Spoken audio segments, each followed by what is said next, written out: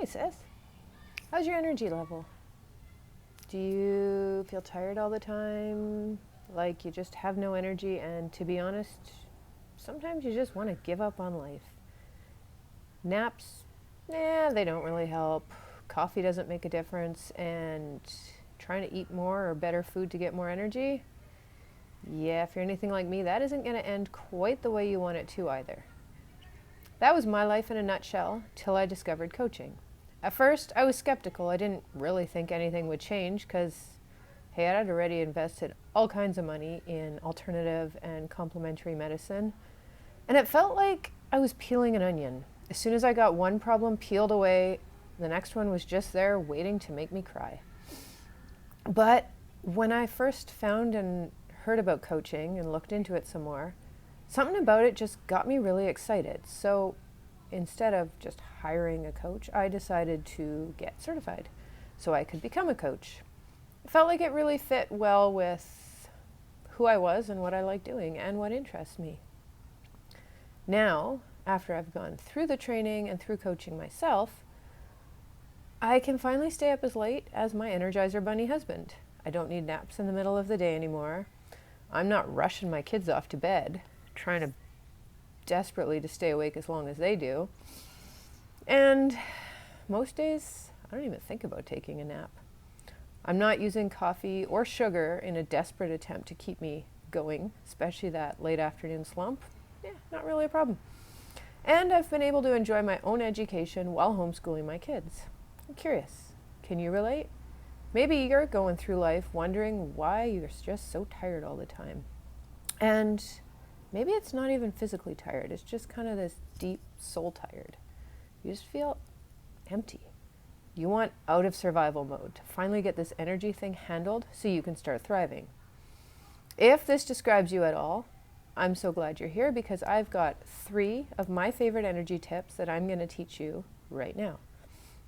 These ones, well, I love them because they're free, they're easy, and they don't really take much time at all. So for the first one, I'm curious, do you ever feel stressed? Do you get like all tense in your neck and shoulders? Maybe even you get headaches a lot? That's what I struggled with for years anyway. Or do you spend a lot of time bent over a computer, a book, or a phone? God designed our bodies with an amazing stress response. Whenever it's triggered, your body is flooded with a cascade of hormones like cortisol and adrenaline that you need to fuel the response that boosts your chance of survival. Without even thinking about it, you're going to go into fight or flight mode, which, kind of interesting, also includes freeze and fawn as basically 4 responses your body automatically chooses for you. The problem is, most of the time our brains aren't differentiating between, say, an alarm on our phones, kids fighting or arguing, a grumpy person at the grocery store, a dish falling and breaking while you're rushing to get dinner done on time, or, something that's actually a true threat to your health or your life. And because of that, we end up living in this kind of chronic low-grade stress all the time, which is super inflammatory, and I'm sure you've heard by now, inflammation is basically the root cause of most disease. So this exercise here is just going to help you flip your body from fight, flight, and freeze mode into rest and relax, where you're going to enjoy a slower heart rate, better digestion, lower blood pressure, and it'll even help you get your sexy back if that's important to you. What I want you to do here is take a nice, deep, slow breath in and just roll your neck down and forward. Stop there and exhale it out as you come back up. Relax again, inhale nice and slow and deep and stretch all the way up and exhale back down. And just as you're breathing, nice and deep each time, let your belly grow nice and big and soft. Breathe from deep in your diaphragm and your lungs. And just keep relaxing and stretching and breathing. And you can keep doing all the different sides of your neck. You'll notice where it feels most like it needs to get a good stretch. But if you're, say, in a car or somewhere that stretching wouldn't be appropriate, just focus on the deep breathing. Just 2 minutes of that is going to help you totally relax and feel amazing.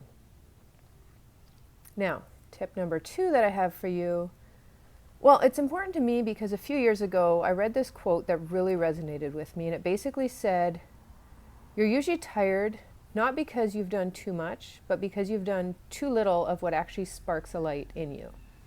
And if you're a busy mom, you're running around all day making sure groceries get bought, food gets made for every meal, laundry gets done, bathrooms aren't growing nasties, the dust bunnies aren't about to take over the house, schoolwork gets done, kids get to work or sports or youth group or classes, doctors, dentists, eye doctors, all the stuff that we're busy with. And in the middle of that, taking care of everyone, it's way too easy to forget about yourself. That's where this next tool comes in. It's called the Wheel of Life, and if you need or would like a paper copy, I've got it on my website, amyweirix.com/life. You can head over there and download it for free. Basically, this tool is going to give you a bird's eye view of all the different areas that make up your life, so you can make an honest assessment of them. You'll probably discover one area feels like you have it completely figured out, flows beautifully, fits your schedule, and you feel great about it. But another area might not even be on your radar, or you're going to really notice that it's causing you stress, heartache. Yeah. So what this tool essentially does is allows you to see which areas are calling to be nourished, and it's going to highlight the places that you're probably going to want to focus on first. So just grab a pen and paper or the Wheel of Life printout from my website and give yourself a score, 1 to 10, for each of these areas. 1, you got a lot of room for improvement. 10, you think things are pretty awesome, or wherever you feel in between. So the first area we're going to talk about is your mental health. Do you take responsibility for your thoughts and manage them well? Do you understand that your thoughts actually generate the feelings that you're experiencing, and you can control that quite a lot? And once those feelings happen, they're what inspire the actions you're going to be taking. Next area is emotional health.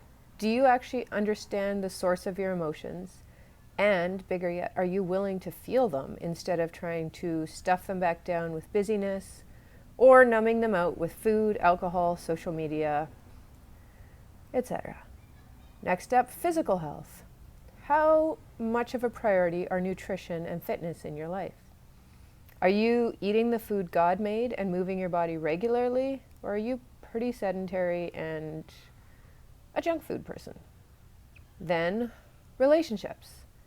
And if this feels too big and vague for you, go ahead and split it up into like your close personal relationships, your family, and then friends and the rest of the people in your life. But how meaningful are your connections with these people? Are you able to love unconditionally? Pretty closely related to your relationships is your social life. Do you have nourishing routines that allow time for rest and play? Or do you spend all your time working? Then what about your creativity? Do you set goals and keep your word to yourself? Do you do things today that you'll thank yourself for in the future because they're challenging and stretching you, and even helping your secret desires and delights be expressed? And what about your home?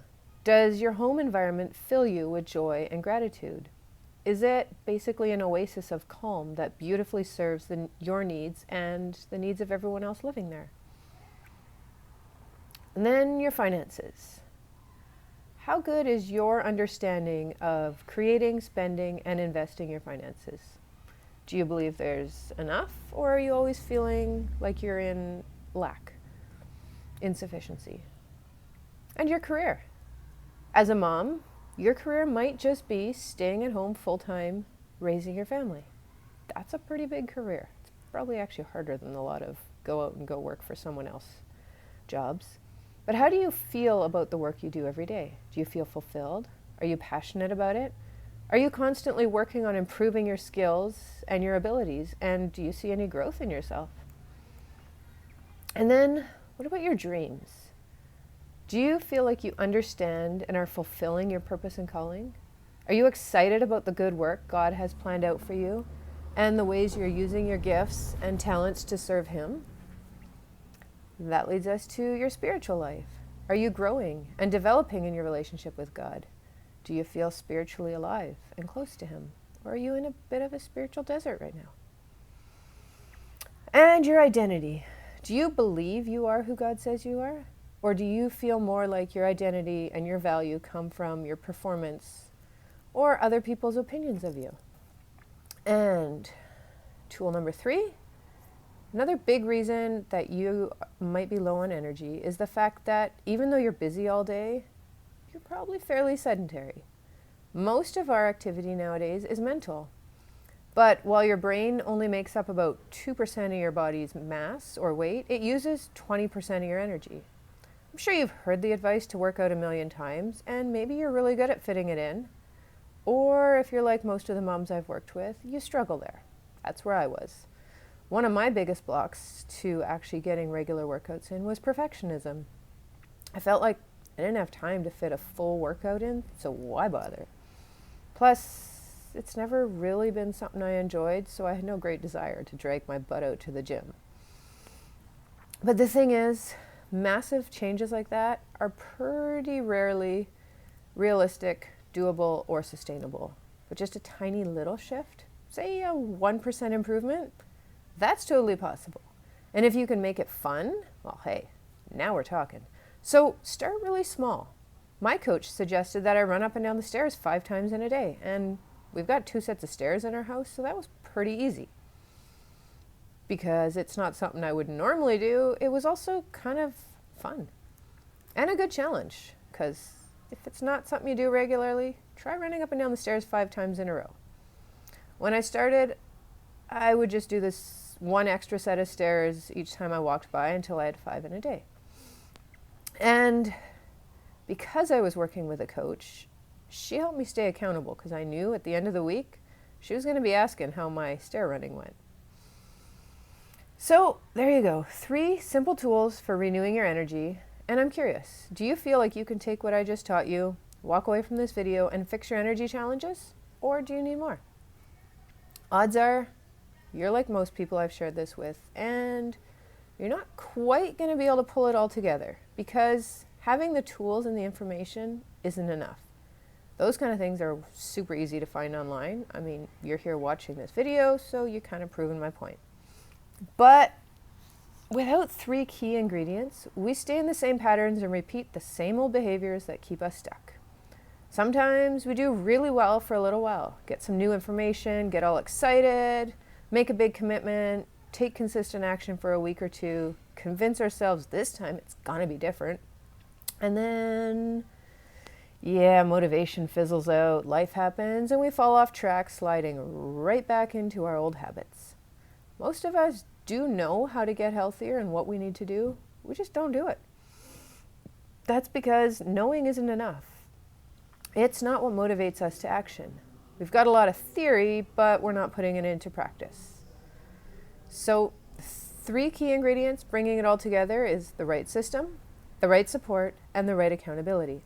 You've got the information. You don't need any more of that. But what you probably need to do to make it different this time is someone to encourage you, kick you in the butt if you need it, and cheer you on in your progress.